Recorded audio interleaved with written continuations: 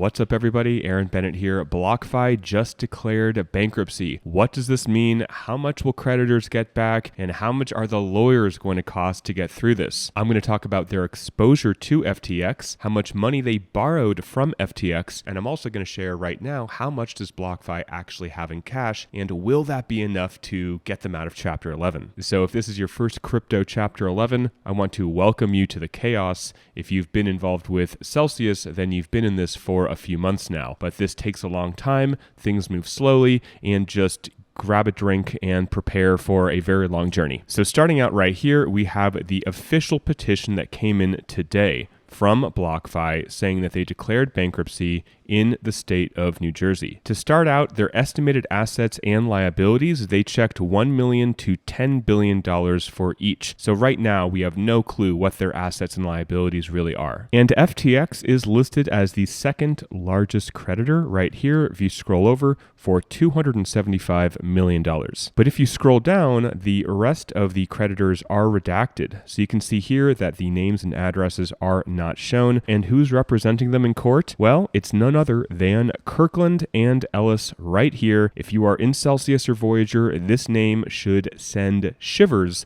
down your spine, because take a look right here, the latest report for Celsius, they charged the Celsius estate $4.5 million for 1 month of work. So these are the attorneys, these are the people that will be siphoning off money from the estate. So get ready for a lot of annoying documents coming through showing that the lawyers are taking millions of dollars, and that's literally money that's not going back to you. Taking a look at the New York Times article, it says that BlockFi has 450,000 retail clients, and their interconnection with FTX, which I'll get to a little bit later in this video. Right here, the New York Times says FTX agreed to provide the company with a $400 million credit line, essentially a loan BlockFi could tap into as needed. And like I covered earlier, BlockFi borrowed $275 million from a subsidiary of FTX. So I want to go over this first day declaration talking about what led BlockFi into this mess. So they start out by talking about there is a severe liquidity crunch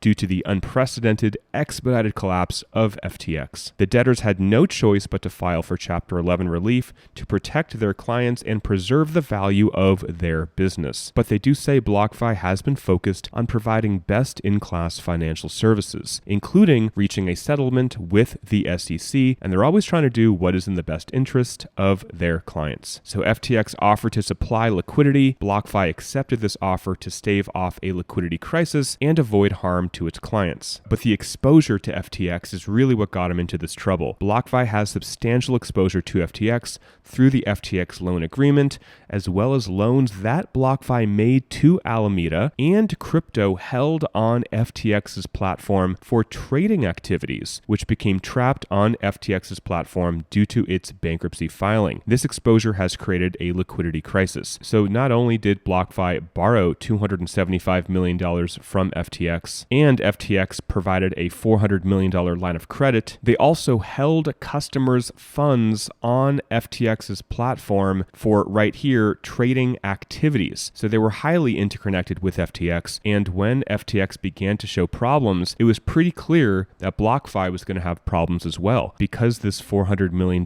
line of credit was public and everybody knew about it. So there was already this known interconnection with the two companies. So how is BlockFi going to get out of this mess? Well, they say they are filing a proposed plan that contemplates a standalone restructuring. While the debtors are hopeful, the full extent of the fallout from FTX's collapse remains to be determined, though. So the person writing this declaration that I'm reading from is the proposed financial advisor to BlockFi. So they're given a whole background of what BlockFi does, what they've done from the very beginning, how they held your crypto. I'm not going to go over this because right now none of the stuff really matters. All that matters is that we are in Chapter 11, and it's really about how are they going to get out of it. They talked about the events leading up to the bankruptcy, the Terra Luna issues, the issues here with Celsius. They're showing a chart showing FTT token dropping dramatically, which we all know. So they're basically showing the story about how they got here. But this is pretty crazy, guys. They only have $256 million in cash. That is not a lot of money. They say the that BlockFi expects that this cash position will be sufficient to fund the cost of Chapter 11 cases and is not seeking approval of a debtor in motion or a DIP financing at this time.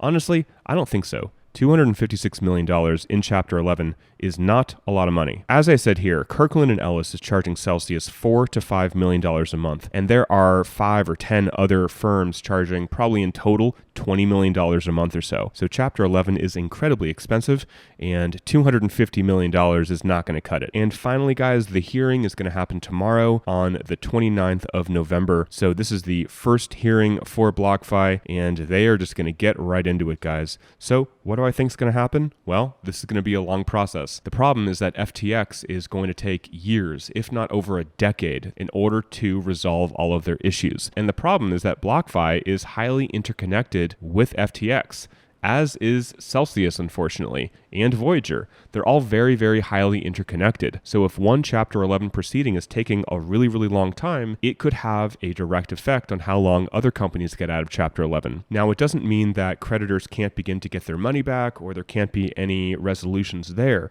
It just means that getting out of it entirely will take a very, very long time. And this is pretty crazy that so many companies have been going under, and I will be here to cover it. So make sure to subscribe if you want to catch the updates to BlockFi. And just to finish this video, hardware wallets are very important. There is 1 day left, or I should say at the end of today, where Ledger is giving away 10% off of all of their products. And if you buy one of these using my affiliate link, I am giving away $100 to a random person, someone who buys it. Basically, you will check out the link on this giveaway page. I'll leave it in the description. You'll click this link where you can go ahead and purchase a ledger or a few. You'll enter your first name, your email, and also upload a screenshot of the confirmation that you purchased a ledger, like the email they send you when you buy it. And then I'm going to give away $100 to one of you guys who does this. So link below if you want to pick up a ledger. Again, today is the final day. They're giving away that 10% discount for Black Friday. All right, guys, that's it for the video. Thanks for watching. Again, make sure to subscribe if you want to catch all of the BlockFi updates. And until next time, talk with you soon, and bye for now.